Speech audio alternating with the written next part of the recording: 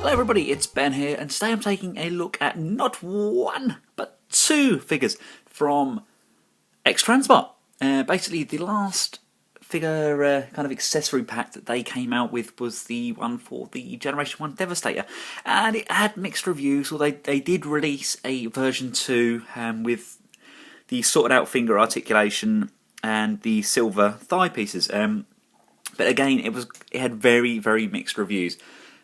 Now, these, on the other hand, wow, what a fantastic comeback product. They really have done a super professional job with these.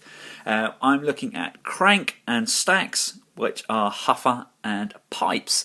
And first impressions, even the boxes themselves are very, very professional. They feel just like the Takara Masterpiece boxes. Obviously, we've got some others coming soon. You've got Hoss and Ollie, which is GoBot Dude, can't think of his name, and Wheelie. And by the looks of things, the back here with the great artwork, you've got like Cosmos and possibly Beachhead there, maybe. And over yonder, you have Cyclonus and Scourge and his Armada and Sweeps. Great throwback here to the retro boxes where you put your red thing on, you seal the tech spec, and really good bios on both of these. Let's have a look at. There we go, see. They've done a really good job. It's a really solid box. And I love this embossed artwork on the back here. It's just a really nice touch. Around the box, exactly the same on both boxes. Pretty much the same image, just a digital image, front and back. But let's take a look inside. Inside, both packs are exactly the same. You have the carded section. Again, we're getting this with most third-party products now. It's a nice touch. I know it's not essential, but it's nice just to give us that card for the collectors. Again, it's a nice card, nice picture on the back there with the bio again and the tech spec. Get the instructions, which again are very similar for both figures, just a slight alteration, so I'll cover that when I transform them. And you get the vehicle and the weapons and smokestacks. Now, first impressions, there's a fair bit of heft to this, and I don't believe there's any die cast in these guys, but they do feel extremely heavy and very solid. That's always a good sign, isn't it? Now, you also get this coin. Now, I only got mine with Krank. I'm not sure if it's meant to come with Krank and Stax, but mine was only in the Krank box. But obviously, you've got this double-sided, nicely detailed coin there. Almost like a beer lid, isn't it? But it's really nice. And this is die cast, so whoop whoop, it's all win.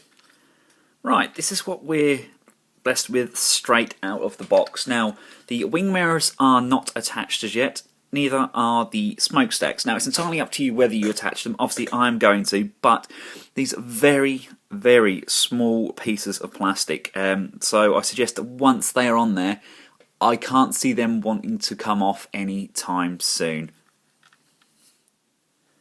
Now, the wing mirrors can only go one way. There's this is kind of rectangular, and this is circle, so you just line the two up like so. So the rectangle one goes in top, and the circle one goes in bottom, and you need to push those in like so. And that's in. That ain't coming out. The smokestacks, however, they are quite removable, but you can just plug those in. You have to be careful because this is a chromed kind of plastic, so obviously you may eventually end up getting some paint wear on these, but just push those in. There are storage pegs just there, and at the back here, if we can get that in focus, just under here, so you can store the guns underneath. Now, it doesn't want to fit very tightly. Right, I got that in underneath there. I found the easiest way to do it is to hold the legs together, put the pin in, and then pinch them together, and it holds everything into place. But it's like I like the fact that everything's got some storage on it. Look at the bling on that. Sheen! Showing! Oh, he looks really, really good. How does he feel to the hand? Is he masterpiece quality? I think the plastic is slightly thinner than what Takara have been using for their masterpieces. But by no means does this feel cheap. It feels solid. There's a fair bit of weight to this guy, and it really does look good. I'm just really happy with how he's come out. Just really impressed with this chromed finish, and just the overall look of him is very G1-esque, but kind of bringing it forward into the into how we're expecting these masterpieces to look. And I think they've done a really, really nice job. Could have some maybe painted up wheel hubs there. I mean, they are blue. I don't know if you can make that out. I know it's a dark screen. They are blue wheel hubs. Again, this is all things you could do yourself if you get some like repro labels or something like that. They've even got indicator lights, and they've got, if I can get that in focus there, they've got wording on the bumpers. It just looks really nice. Lights at the back there. Okay, you've got a visible head underneath there, but I think that's kind of unavoidable. Let's get Krank out and take a look at his vehicle mode. And there they are both together. I even like how different the smokestacks are on Huffer. Yeah, I'm going to call him Huffer. I'm going to take that route. Really nice. I've been in contact with X-Transbot because I've got a wing mirror. I've got two of the same side. I've flipped it over and it does fit in the hole, that side. But it's basically an identical wing mirror and it's not right. So they're going to send me out a replacement, which is awesome. But yeah, really, really nice. I mean, he does look good. I think I prefer Huffer over Pipes. Oh, dare I say that? Yeah, I think I do. He's just some beef to him, and he just looks like he does in the cartoon, and these nice little wheels, and he's shiny, and I think I've found one of my favourite little third-party people of the year. Okay, yeah, we're only 2 weeks into the year, but hey, shh. He's good. Again, he's a really solid figure, and that's such a vibrant, very G1-ish orange colour. Let's see how he fares up to the other masterpieces in vehicle mode, shall we? Awesome. There he is with a smokescreen. I think they scale pretty well. You know, there's a lot of thought and effort gone into it trying to make these guys work together, and I think they've done a really good job.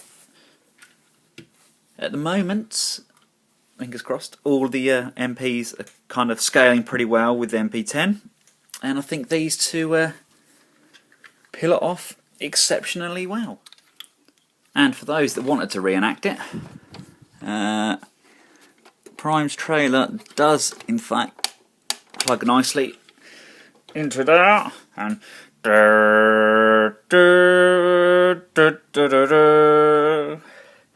yeah. Okay, so it's a one. Wow, my Prime trailer is super dusty. So it's a one episode, wasn't it? But hey, it's a nice little touch. The fact that he can indeed pull the mighty trailer of Prime, which disappears every time Prime transforms. It disappears. Where does it go? I'm thinking behind a rock. Anywho, let's get these guys transformed into robot mode and see how good they are. First part of the transformation for these guys is both the same. So just remove both weapons. And you want to get these legs like so. Just kind of bring them down like that. There we go. This section here and this section here, you want to bring those round. They are on a swivel joint just up the top here. Bring both of those round to get them out of the way of the transformation. Rotate both feet round and flick open the heel spurs like so. Again, that's fairly stiff.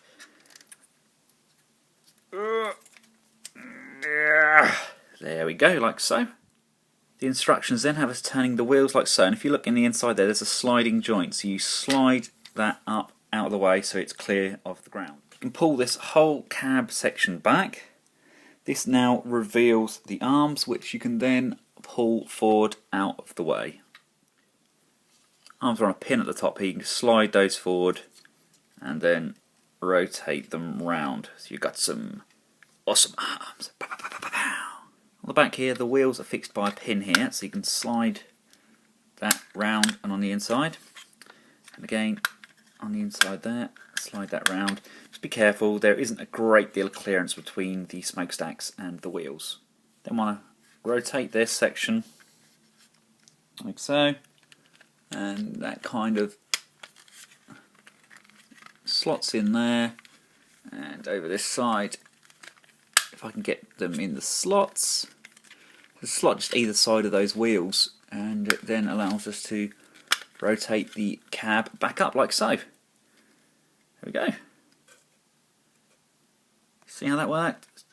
These two sections on the backpack there slot into the door cab sections between that and the wheels, and then this whole section slides up to be his, how was it referred to on Facebook? 80s TV backpack. Now, I'm aware the smokestacks aren't everybody's taste behind the head there, so they literally can just pull out, give them a little wiggle, like so. If we can pop that section back up. As you can see, the smokestacks just pop inside the arm. I know it's not to everybody's taste having them at the back here, just pull them out, apply moderate force, and slide them in the slots on the arm. Now, they can also combine with his guns to form kind of a super gun. Now, I know this head isn't to everybody's taste, so if I just move the backpack to give me a little bit more room, there's a switch on the back. You can flick the switch down, and that gives him that kind of woo eyes. I prefer the visor. I do prefer the visor. I just think it looks better. I know this is more, I think it was more like the toy, wasn't it? I think the toy had eyes.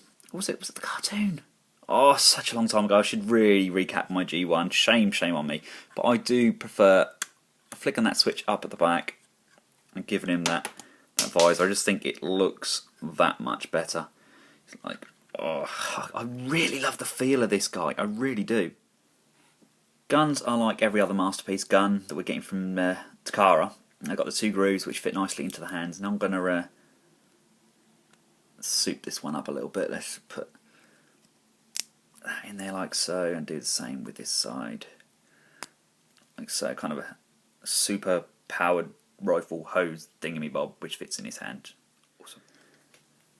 Now, I really like the matte blue finish on this guy. It's well painted. Doesn't appear to be any bleeds or anything like that, and posability on this dude is phenomenal. I know he's got the big backpack, but these long heel spurs can pretty much balance him out in any pose you want him to, and he's, as he says, he falls over. No, he is still back heavy, but they do their job. I said doo-doo. They do their job really well, and he balances very good, and he does look superb. Now, let's go and have a look at Krank and see how he differs from Stax. Now, the transformation for Stax is, for Krank, is exactly the same. Just get those legs out. Might as well do the feet while I'm here. Flick the heel spurs out. Fold this leg round and slide up like so. Do the same with this side. Basically, the only difference is when we get to that cab section. Slide that up like so. If I remove these now, again, just give them a tug. Do the same with that side. Fold this in and fold this side in like so. And you are left with the cab section. Now, the difference with this is we can move this cab section back, get the arms out, fold those forward like so. Again, you can fold the wheels in, like you did with the other mode. So let's just fold those in on that swivel, fold that one in on the swivel. Now with this one, it says instead of swerving like this whole section round. It says to put it back up like so, and I'm gonna have it. I need to get that into that section again, and there's sliders. You see they fit in there. If I get you in focus, let's just slide into that section there, and slide up behind the head like so. See, now it does look completely different. It's still secure. You've still got a TV backpack, but it looks completely different. It can really give you a completely different look to a character just by having a slightly different backpack. That is a phenomenal face on this guy. What an amazing head sculpt. Really, really liking that a lot. Really captures the character. Now I've taken the head off, which is a little bit easier to show you on camera. You slide this top section of the forehead open. You can then rotate his face round to give you that G1 toy look, like so. Get that into place, and then slide the forehead back. I'm going to tidy that up off camera, okay? Oh dear. I know it's more G1, but no, I'm not a fan. I like they changed the legs, by the way. They had a survey on Facebook to go for the blue legs or the black ones, and I'm glad they went with the black ones. It really does break up the blue. But yeah, I'm not a fan of the G1-ish face. I really do prefer the more cartoon accurate head. But all in all, he looks really, really nice. Definitely my favourite of the two. Love how they've broken up this blue section on the front here. And I mean, I love the difference in the chest plates on them both. I mean, they look, although similar, they do look very, very different. And I think that's a really, really good thing. I really love these figures. They are a fantastic comeback for X-Transbot. And I'm so glad they're back on the scene. And back on the scene with such a... it's good. It's really good. With Krank Huffadude guy, you mount the smokestacks underneath the arm, so it's slightly different. And you can also see variations where you flip the cab back round like it is with pipes there, and you have the smokestacks mounted either side next to his head. It looks okay, but I'm not a fan of that. That particular look. I'm just happy with what we've got here, and yeah, he really, really works with me. Let's just leave you with a size comparison for these guys and some of the Masterpiece figures. Until next time, guys, thanks for watching, take care, and goodbye.